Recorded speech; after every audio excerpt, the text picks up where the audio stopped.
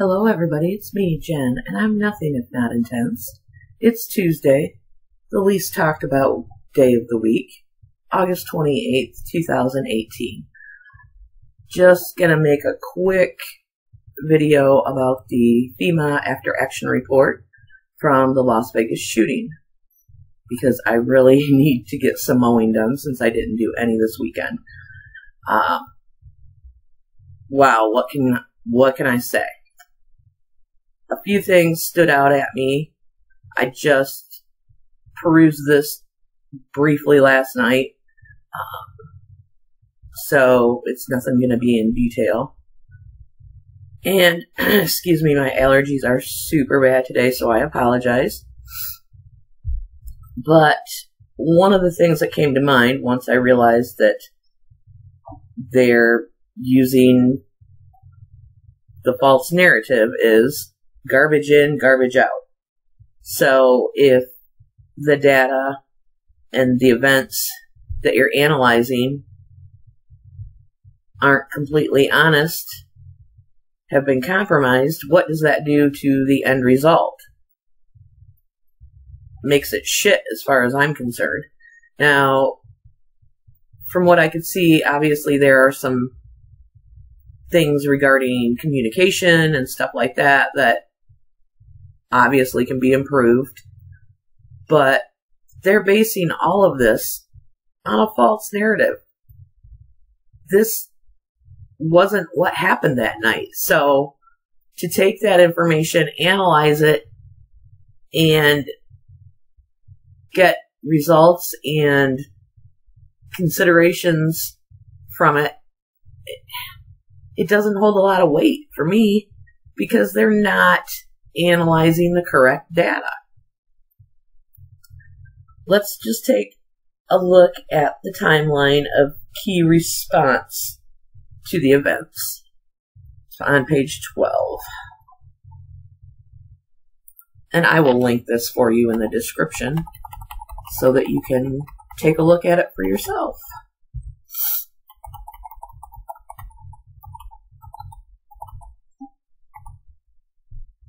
That was my dog, if anybody heard that.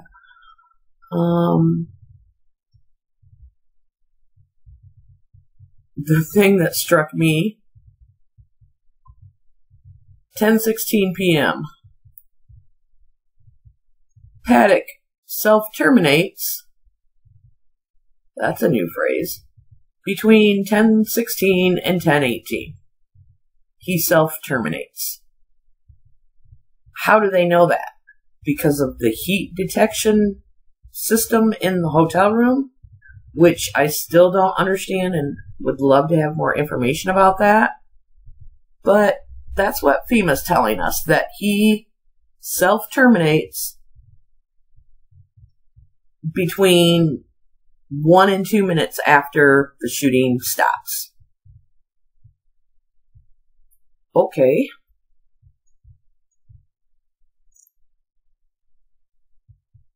Then the next timeline of response is on page 56, and this gets pretty interesting.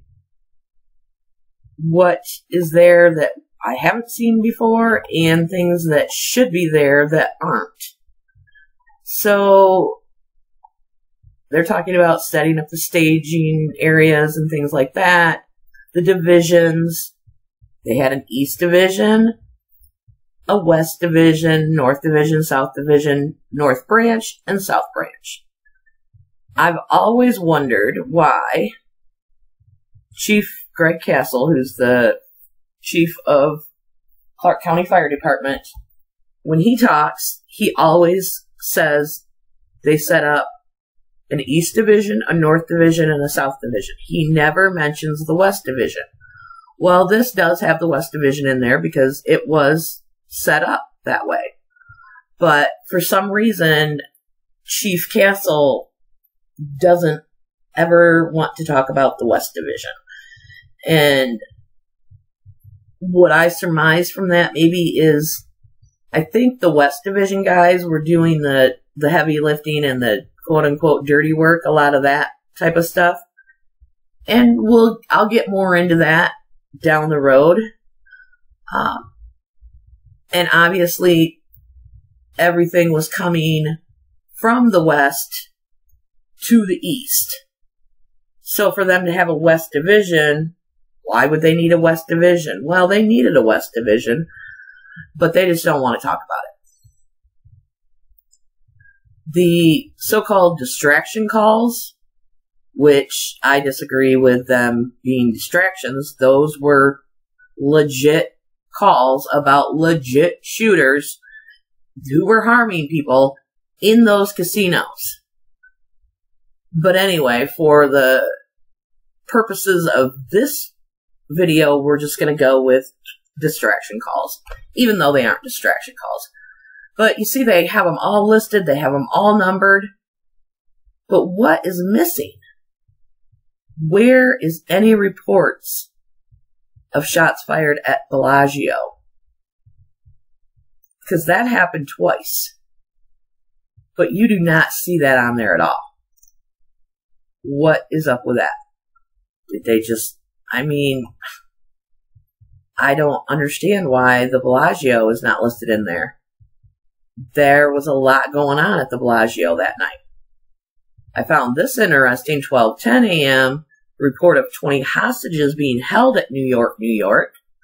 3:30 a.m. floor sweeps are nearing completion. Demob of rescue task force units begin. Well, probably because they got Miss Mary Lou Danley into custody a little after 3 a.m. that morning. Now, again, she did get away from them for about 10 minutes at around maybe 3:45, if I can remember right off the top of my head, somewhere around in there. But yeah, things really started ramping down once they had her in their grips, I should say, because as far as being in custody and going down to the jail and being booked and mugshotted and all that good stuff, that didn't happen. That did not happen. They took her back to the Mandalay Bay and put her in a room. Locked her in a room somewhere. I'm sure of it. So it wasn't like, yeah, we've got her in custody, we're going to take her down to the jail, book her to do her mugshot, and she's sitting in a holding cell. That didn't happen. Not at all. So, those are just a few of the things that jumped out at me. But there's a lot in here. Again, though, the garbage in, garbage out.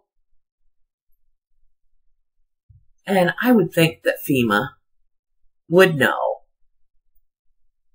would have to know that the response to this, were it to be a lone wolf shooter, is just something that is highly fantastical and highly overdone for 970 cops to be there, on top of FBI agents, on top of DHA agents, on top of ATF, on top of DEA. Let's be real here, people. It was a terrorist attack. It was a full-on, multi-location, coordinated terrorist attack. Now, they would never, ever, Sheriff Joe, Aaron Rouse, neither one of them would ever say that it was even a domestic, terrorist attack.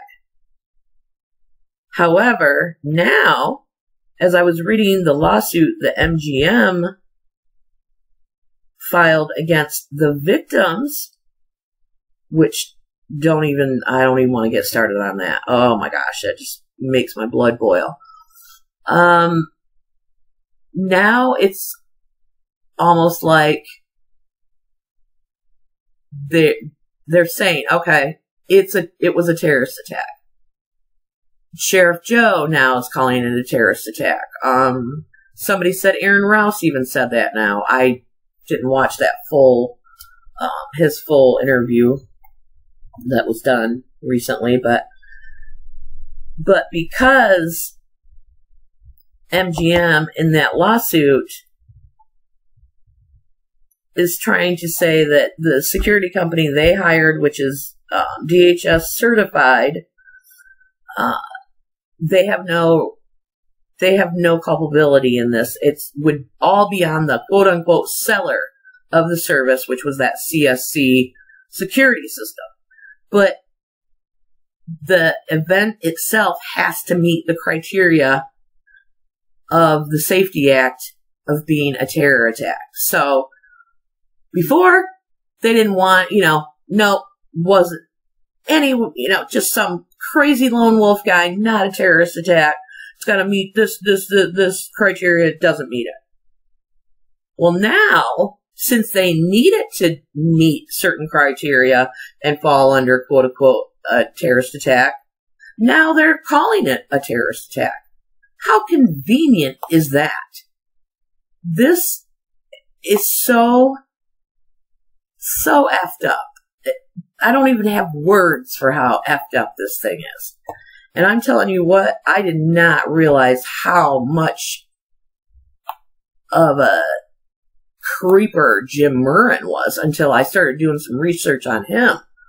He is creepy. He is very New World Order, global Soros type person he is scary. I did not realize how against he came out on Trump in 2016, announced to the world that he was going to go in that booth and pull the lever for Hillary Clinton. He talked about Trump like they weren't friends. They're kind of in the same business, but obviously Trump isn't on the same level as Murren, with a casino business, and like Trump's a has-been in that basically, and just really, really dogged him out big time. And I had no idea. But he was very, very vocal before the election last year. Or not last year, but in 2016, I'm sorry. Very vocal against Trump, pro-Hillary. And I mean, this dude, he's someone to watch out for. I did not realize the depths of the ickiness with this guy. So, oh, and the other thing that I wanted to mention was when they're talking about the agencies that responded and that were involved, they left out a few. How convenient. How come is it that we can never get the full story? We can never get all the facts in anything that's put out regarding this.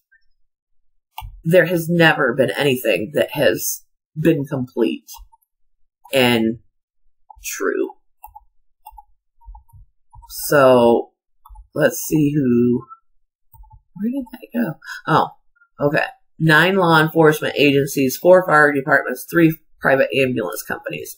I agree with the 3 ambulance companies. I agree with the 4 fire departments, but they left out, U.S. Marshals, they left out the city marshals, they left out Capitol Police, they left out the DEA, and most of all, most importance, is they left out Department of Homeland Security. They not one time mention DHS, but they were all over that place. They were there. But I think because when you hear DHS, you equate that to terrorism. So they, at that time, did not want any inklings of any terrorist activity, which, come on. It was Metro's little Mumbai there. It was Metro's Mumbai. And if I had $1 for every time one of those officers talked about Mumbai that night on body cam, I wouldn't be using this piece of shit computer I'm using right now. I mean, and that's only the conversation, some of the conversation that we get to hear out of a few of the 970 officers. They're not dumb. They knew what was going on. And I'm working on a project of, it was just a matter of time. Metro officers knew this was just a matter of time. Not if, but when. And that was the night. So the cover-up has just been atrocious. Has been atrocious. But I wanted to just briefly touch on this stuff. I'm going to go into it more in depth. Maybe, maybe not, because maybe, like I said, garbage in, garbage out. Because if they're not using the correct data, they're not using the facts to analyze the events of that night. So the results are compromised in my eyes. And obviously it's not a complete and true reflection of that night. Not whatsoever. Now again, I'm not saying that there isn't some good considerations and things to look at going forward for those departments, for the fire department, for the police department, for the hospitals. However, it's just piecemeal at this point because it's not the full picture. Will we ever get the full picture? I don't know, but I certainly hope so. Because the people whose lives were changed that night, who lost loved ones, who will have injuries and medical problems for the rest of their lives because of this, deserve the truth. They deserve to have the full picture. And I mean, like, I'm tearing up right now. This is why I am doing this. And sometimes it's like, you feel hopeless, like all this shit's falling on deaf ears. Who? We can do this. We can make videos every day of the week. But who's listening? Who's going to do something about it? And I have to try to not think about that because then that gets me really depressed because, this can't all be for naught, It cannot be. I've invested way, way too much time. So, I'm sorry for getting a little emotional. I appreciate your support, and I appreciate all your feedback on my last few videos. I've been trying to catch the comments. I just haven't had time to respond, but I'm hoping to do that here in the next couple days. I have a Patreon account. If you like my work, consider that. I'm going to try to get my PayPal link up. Again, if you like my work and would like to support some of that, that would be very much appreciated. But for now, I got to get out there and get some mowing done because unlike Farmers for Truth, I do not wish to have a hayfield. So have a great Tuesday, everyone. Talk soon.